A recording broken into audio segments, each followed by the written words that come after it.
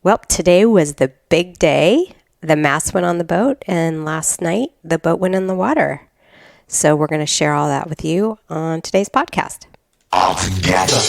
Hello, and welcome to Covert Castaway. I'm Holly. Je suis Stéphane. Join us as we share what we learn and how we're making the transition to liveaboard cruising.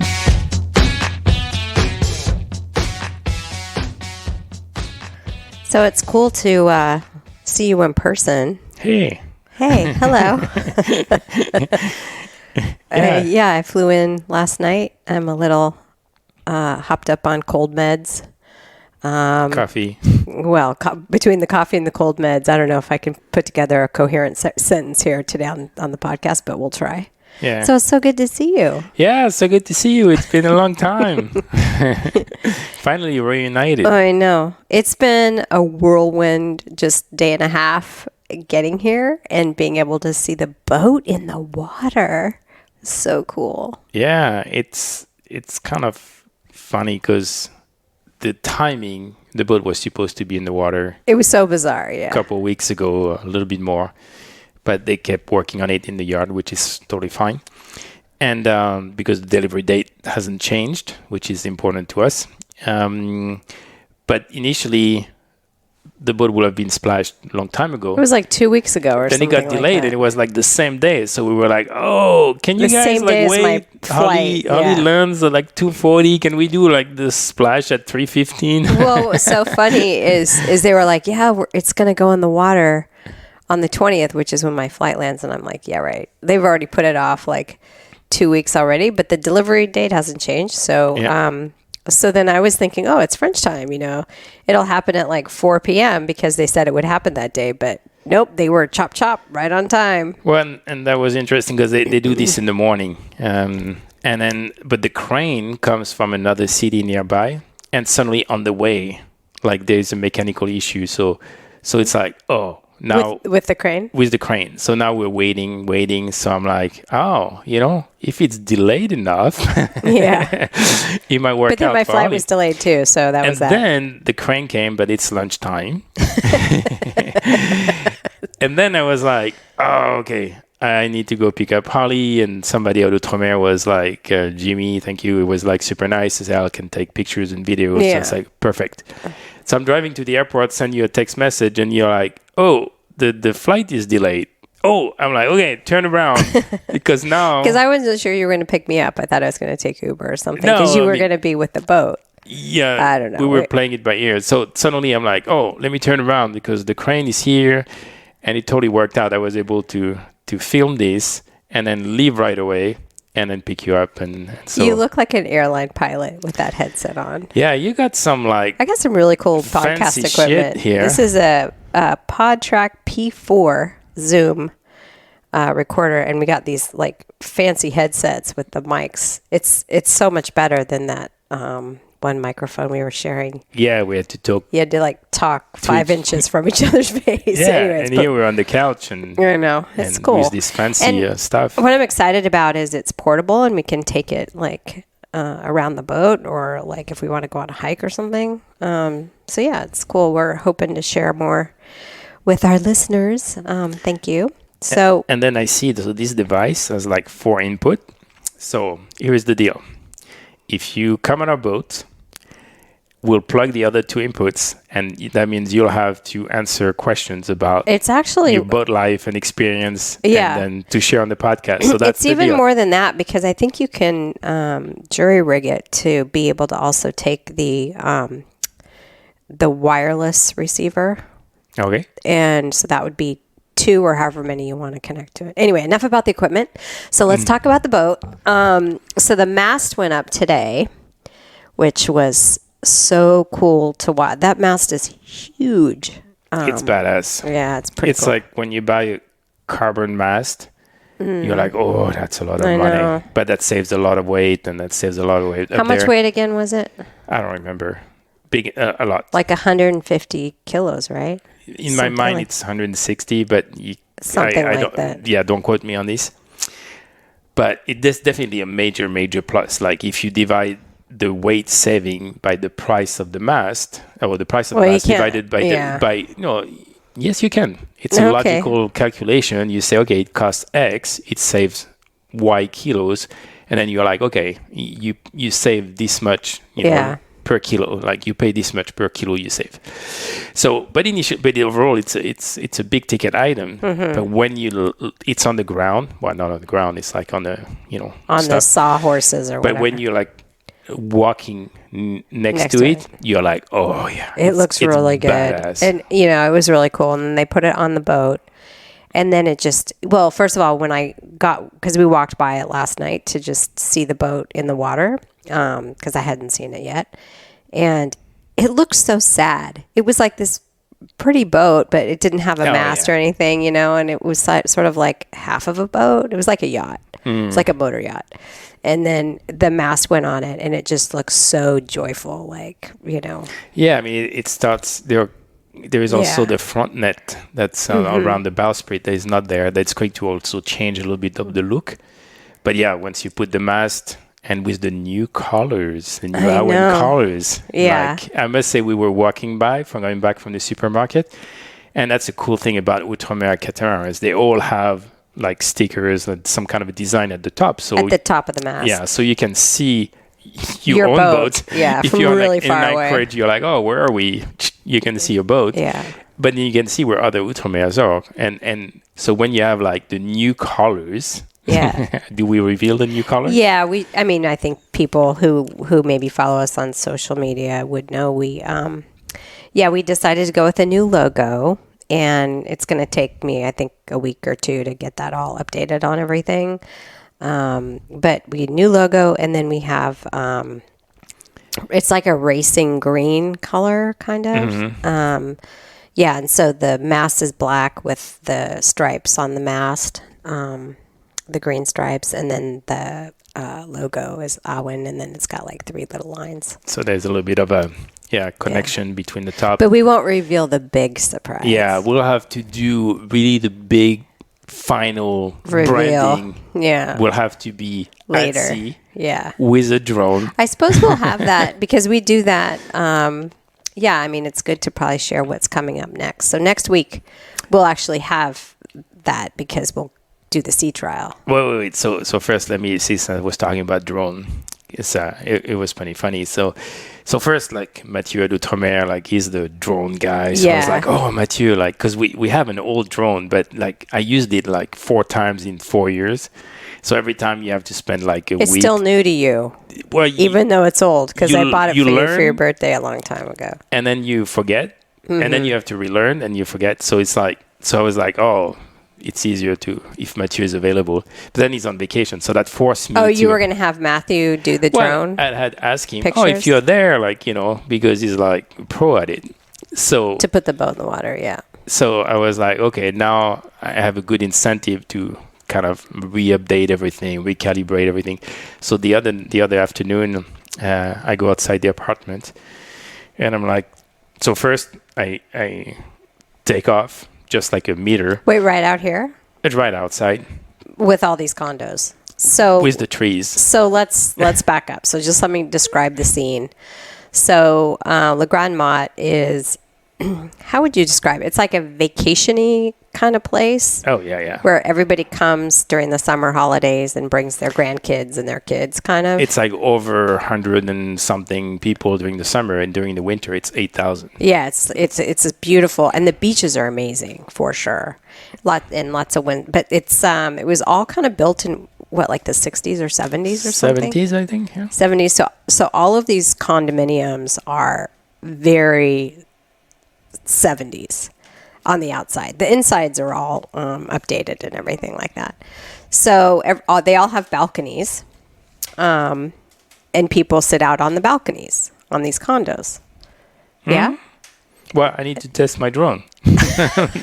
So, if you have to drive somewhere, whatever. I mean, so anyway, I'm outside initially, like I take off. And just like it's stationary usually, but then I don't know what happened. It starts to go on its side, and I'm like, oh, for a split second, do I grab it? Do I put my leg? Do I let it crash against the wall? Of course, the best thing was to let it crash, and I'm like, oh shit. I look at it, nothing is. Did wrong. It crash? Yeah, it went. So it was not going super fast, but it started going by itself on the side, which usually it doesn't. So I was like, oh, what's wrong? So then I try again, and then it takes off like straight. So there's a tree, so I go around the tree, and I'm like looking at all the settings and everything. And I have the drone up in the air, and really my goal is just to do some testing. And then I bring it back down, and everything is fine. And there's this lady that comes at me, and she doesn't even come all the way to me. Like, she's at the end of the road. And wait, she was on the street, or she was in her condo? So she was in her condo in a balcony, and she saw the drone, and she got pissed, like thinking I'm filming. And she ran down outside. Yeah, she came all the way down here, and then she didn't even come next to me to say, hey, I live here. Like, she starts yelling, like, I'm going to call the police. And so I let her do her rant, because I'm like, there's nothing I'm going to say right now. And then I start to say something. She's like, oh, no, blah, blah. So she goes on another rant. So I'm like, okay, I'm going to let her finish her rant. And then I say, oh, sorry, I was just testing my drone, and no worries, I won't fly it, here. And then she left, like, so I was like, oh, man. So, yeah. But I understand, you come on vacation, you think like somebody's filming you and privacy and stuff. But my mind was just like to do a basic test before, the launch. So anyway, there was this drama, but I'll have to check the footage is okay. But so far, I haven't crashed the drone. I was able to. Yeah, I was pretty impressed when you were doing that today, filming the mast going up and everything. Yeah, yesterday it will be more stationary type video from the drone. Today I was like turning around, getting closer, so getting more comfortable. The next level will be like from the water. Yeah, yeah. But so that will be another thing. But so that was a good kind of a milestone to get that going, because it just adds up to the look and feel and of like. Yeah, we're excited to take that kind of video. Yeah, so what's happening next? So the boom was supposed to arrive today. We didn't see it this afternoon, so okay. And then they have a little bit of work to do on the boom before it can be loaded on the boat. The next big step is next week. What do they have to do to the boom? Because we got an option for reefing hooks. So that means they need to do some prep work to attach the reefing hooks. So, but obviously it requires a bit of time, but it's not like a major, not as big as the mast. The mast has a lot of lines, a lot of electronics, a lot of cables. So that's, it requires like 2 days of prep. The boom will be faster. So hopefully Monday, at the latest Tuesday, the boom will be loaded on the boat. And then the big 2 days next week are Wednesday and Thursday. So we have North sails. So all our sails that have been fabricated in Minden and Sri Lanka came to Brittany. They did also some prep work. So they're coming Tuesday night, and they're going to spend 2 full days. So on Wednesday next week, they're going to load the sails, install the sails, and then next day on Thursday, they'll go at sea and then do like test sail. Basically. Do we get to go on the boat on Thursday? So that's the plan. We're going to try to. Or do we have to like sweet talk, buy some? No, it seems croissants or something for somebody. Probably we still need to bring some croissant or something. But no, we've talked to Hugues and he's all cool with this. We're going to try to do another video with North Sails, because we think it's interesting to people to see what happens. You order sails. Yeah. So we did the one video, and you can check it out on YouTube, on the YouTube channel. The tour, yeah. The tour of the loft in Minden, where the 3D sails are fabricated. But then we'll do a video about basically what happens once they deliver the sails. And also we'll have Hugues kind of explain, why we selected, have a conversation with him about the sail plan we selected and why, so it can, at least people can understand the logic we follow, and hopefully that'll be interesting to people. So that's big. That's Wednesday and Thursday. And Thursday, though, Mark is going to help us take the boat out for. Well, help us. It's still owned by Outremer. Yeah, it's not our boat yet. Yeah. So they are taking the boat out, and then they're going to also test the engines, because we have 90 engines. So they're going to test the boat with different propellers and making sure like everything looks good. So they're going to do some tests, get some numbers, and then before they figure out the optimum setup, and then eventually, like, it will be the standard setup for. Right, because it's the first boat with the nanny. It's the first 52 with the Yeah. nannies on. But I found out the gunboat 80, the brand new like gunboat, super fancy, has nanny engines. Oh, it does? Yep. So. Oh, cool. So yeah, if it's good for gunboat, it should be good for us. I think. Well, hopefully we won't be using them as much. Yeah, hopefully. Yeah. But at least we can do another topic on diesel versus hybrid versus electric and stuff. But that's not the topic of today. So anyway, so that's next week. So a couple big things happening, and then what we realized today. Because we're like, okay, delivery August 7th, so August is like it seems really far away. So we were like, it's like 3 weeks away. And I looked at my phone; it was 10 days, 10 working days. And we're like, ooh, and we got a chance to go on the boat, and we were like, ooh, there is quite a bit of work. Yeah. Well, I mean, it's hard to tell, but we were like, I think with these boats, I mean, Jimmy sends us pictures every week, which is so awesome, and it's kind of like. Stuff's happening but it's all like guts, the guts of it, like the electrical, the plumbing, all these kind of things. And then we went on the boat today. They let us on the boat today to check it out. And it's like, wow, the ceilings are in.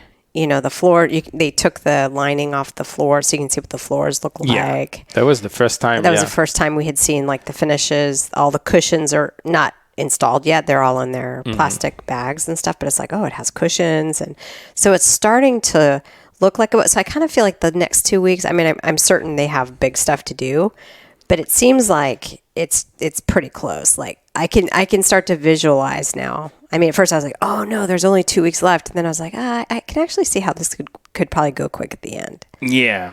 Yeah, I mean, and I've seen where they have like 10, 12 people on the boat, probably from, some people are electronics, some people, there's the electronic, there's a lot of configuration and stuff. Like today they were testing and setting up the sea zone. And so, but it looks like the body still has some protection. There's definitely some major cleaning to do. Yeah, there's little dirty. Chips of, here and there. This and that, So I'm sure like, when you have a team. It all comes going together. at it. Yeah. But so anyway, so there are 2 weeks. So now we're like, 2 weeks. And that means for us too, in 2 weeks. I know. I was like, what else do we have to do here? So there's a lot of stuff. Yeah. So we need to make a trip to IKEA. Yeah, because that's one thing I haven't worried about. No. There's really, again, I've said this a lot before, the beginning, I was like, we have to buy this and that. And now I'm like, just some sheets and some pillows is fine. We'll figure it out. Wait, kitchen stuff. Yeah, but I'm not going to overthink it. It's totally different perspective. Couple forks, couple knives, an Instant Pot, and a hot plate. The Instant Pot they have down here at Lidl for 45 euros. It's crazy. Yeah. Yeah, I guess they went out of business. So. Oh, did it? Yeah. Oh. I know, it's sad. Sad story. Popular product, sad story. Anyway, so trip to IKEA. So what's after that? So August 7th, theory, we get the keys. Mm-hmm. That means all the bags, we have to move them on the boat. Mm-hmm. We need to have clean sheets, so we can sleep on it. And then that week of August 7th, everybody says it's a crazy week. Because you basically, that's one thing that Nutromea does really well. Like thinking back on how our Fontaine Pajot was handed over. Here's the keys. Well, the manual first from Fontaine Pajot is like it looks like a marketing manual. The manual from Nutromea, it's like the guts of the boat. Like you've got. It's like a zillion pages. Yeah. So when you have a question, you have information in there. So there is that, and then every morning of the week of August 7th, we're going to have half a day on different systems. And so there'll be that. And the afternoon, you go sailing. So that's Monday to Friday, August 7th. Then it's a long weekend in France, mid-August, 4-day weekend, which is good because it will give us a little bit of time to readjust, settle, organize the boat and stuff. The following week after that, we're installing Adrena Octopus. So that's our computer software navigation routing. And then August 17, that's the idea to basically take off. And that gives us 6 weeks to do a shakedown. So When do they put the CAI on the boat? The that'll Oscar. be put. Yeah, Oscar. That'll be put on. Should Next be week. early next week, right? Somebody goes up the mast. It's quick. Obviously there's some configuration, but that'll be done before. So we have the training. We have a 4-day weekend where we can regroup, organize ourselves. We'll have one of my nieces, like Yuna, coming because she hasn't seen the first boat. She's like, oh, I want to see that boat. So she's coming with 2 friends. So that'll be our first guest. And so that'll be fun. And but the idea, mid-August to end of September, we're going to be cruising the Med with the goal to really do a proper shakedown. So we have no specific destination. So we'll be sailing as much as we can. And so if anybody's in the Med, make sure you reach out. Yeah, I think when we get closer, we'll be like, hey, who is in the western part of the Med? Where are the great destination? If the wind I guess we need to sail different conditions. So we'll just go. And then and everything we find on the boat for the different systems. So I think we've talked about this Outre-mer as an app. Like you have a ticketing list. So you just take pictures, describe the problem. Yeah, I think we've talked about that before. And then so October 1st, we have to be back in La Grande-Motte. And then 2 weeks typically, because it's a new model, maybe 3 weeks, what they call the neuvage. So they go through the punch list and fix everything. And that means after that, so the 2nd or 3rd week of October, we're on standby to start our journey heading west. I know. Which sounds like crazy. So first destination roughly will be, La Grande-Motte to Gibraltar. Then Gibraltar to the Canaries. Unless we get towed back to Gibraltar because some orcas went crazy. Or unless we go on board Canaries, maybe best case scenario, we just go all the way, and if not, we'll stop and fix stuff or whatever. I was just saying to Stefan this morning that it's weird to think about doing a passage. I just feel so unprepared. But we are unprepared because we aren't even on the boat yet. Mm-hmm.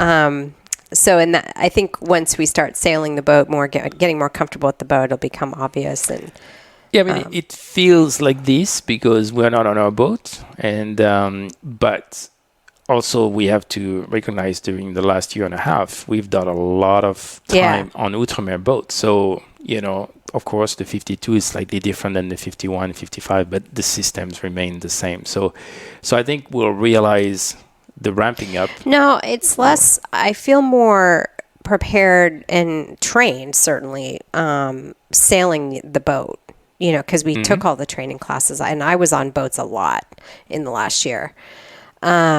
It's just more like getting ready for a passage, like all the things you need to prepare for, and it's not just the provisioning. It's like we've never done a long passage together like that before. So we've done 6 days. That was I know. I'm just saying, but this is across an ocean though. But I was telling you that to me, once we bring the boat from La Grande-Motte all the way to the Canaries, that's probably the most challenging part in my mind because the boat will still be newer to us. And then you have to go through Gibraltar. So there's a current, wind, traffic, orcas. There's a lot going on. Yeah. So, and then you have to leave Gibraltar on the other side. It seems like that's the most challenging part. Yeah. So once we're in the Canaries on a standby to cross, and our plan is to cross mid-December to land somewhere in the Caribbean. We don't know yet where. I think by the time we're in the Canaries, we would have gone through more stressful stuff. Yeah, you're probably right. That requires more preparation, and we will be nearer to the boat. But once we will have added all these miles through all these different, then I think the crossing is going to be, cross our fingers, but it will be relatively easier than probably the La Grande-Motte Canary part. Mm-hmm. That's in my mind. That's so I'm more concerned or in the preparation for that than the rest. I definitely think once you get in the passage mode, I remember the Key West of Bermuda, once you kind of get in a rhythm, it's just sort of, you're just doing that. And that's actually relaxing because you know what's happening next. Mm-hmm. Yeah, so I do think that the Gibraltar business is going to be a little stressful. So I think what's important is that the 6 weeks we have between now, between the time we get the boat delivered to us and the navage, there's a lot of sailing we can do and a lot of learning. Of course, there will be issues, and so we'll have to deal with that. But I think those are going to be critical to prep us for mid-October when we leave. And then, and we'll go with the flow. Yeah, I mean, no, for that's sure. Kind of. And again, I mean, I mentioned this, I think, on a previous podcast, but the boat just seems much more responsive. Like I just felt when I was sailing the boat or maneuvering this boat, you can just it feels like you're more connected to the boat. I don't know if that makes sense. Yeah, I mean those boats, they talk to you. They talk to you. Yeah. So it's nice because you can realize, okay, that doesn't feel right. What am I doing, or stuff like this. So, but yeah, there is a lot to get comfortable with sail setup or with how to sail the boat and stuff like this, how to configure the autopilot, for different conditions. So just learning all the systems. Yeah, so there's definitely a lot of homework to do, but knowing that we're not going to learn everything, I mean, in the next 6 weeks either. Mm-hmm. Okay, so just wrapping up, what was the thing in the last 2 days that most struck you? Like either stepping on the boat for the first time, or seeing it in the water for the first time, or see it with the mast on it. Like what stood out the most for you? My answer is what? Seeing you again. Aw, you're so sweet. Yeah, that's it was a long 8 weeks. I asked him, I said, what are you more excited about? Seeing the boat come out of the factory and put in the water, or seeing me? He answered the question properly. Yes. Good job. So no, but seriously, on the boat. On the boat, what struck me most? It just we haven't sailed on our boat. We've sailed on the Nutomia 52 on the hull number 1, but just when you see it on the water, with the mast. I mean, you've seen the mast, how badass that piece of not hardware, but whatever carbon is. And when we see the boat, you see the bows. Mm-hmm. It's just this boat. It's a beautiful boat. You just can feel in waves and surfing. I mean, this boat is just going to want to go. Yeah. And just looking at stationary at a I wish I could describe to everybody the look on your face. I cannot wait.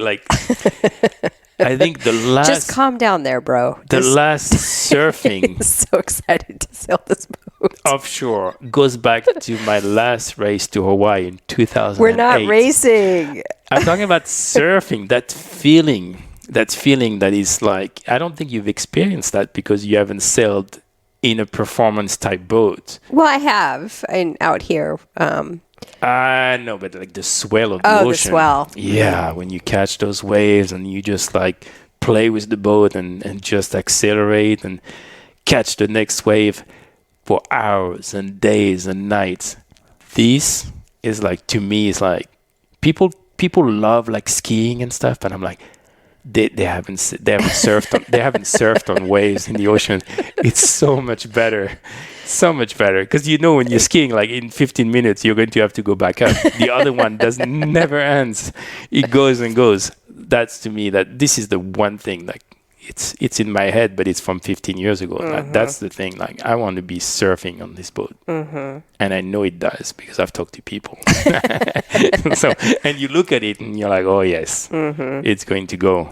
Yeah. So I think that. How about you? Yeah. So I think the thing that struck me. This is going to sound so silly. You're going to think I'm so dumb. I was looking at the black stanchions. And I was just I'm so happy we got them because I don't have to polish the stainless steel for hours and hours. That took so much time and it was so hot. And I mean, I'm complaining about, and these are champagne problems. Trust me, I get it. But I was just thank God. It's not a cheap option. No. But it looks better though. Well, it looks better. And then when you have to regularly polish that stainless steel. I mean, you don't need to rinse it off, of course, all the time, but still, I was excited about that. I think it's worth every euro.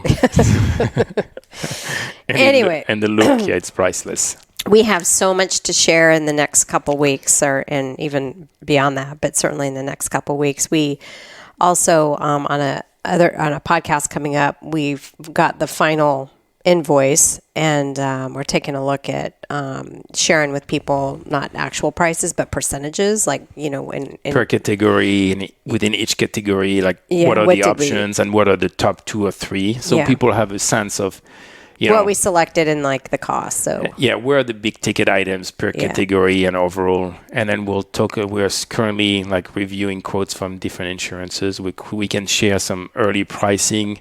We'll probably do a podcast about the details because every insurance has different clauses and stuff. But at least we can share like additional costs that you're going to have to think about paying, and then stuff like channelry. So you need to buy additional stuff and but it was surprisingly not that much compared to what we spent last time. Yeah, the toolbox, the medical kit. So we'll share a lot of like pricing about that. Yeah. So people have some ideas of what's additional to and I mean the good thing compared to the previous boat on side note is basically the Outre-mer comes out of the factory and it's ocean ready. Yeah. And there's a lot of stuff before we had to do. Didn't they splash it yesterday and then they took it out for a ride immediately? I was like, whoa. They were planning to, but it was too late in the day. So, it'll be Thursday. Okay. That was the plan, yeah. But, and we get the boat and we'll cross the Atlantic, and then there is no other project that we're going to do. The boat basically has everything we need with the hydro generator, with the everything. So anyway, we'll talk more about this in the next episode.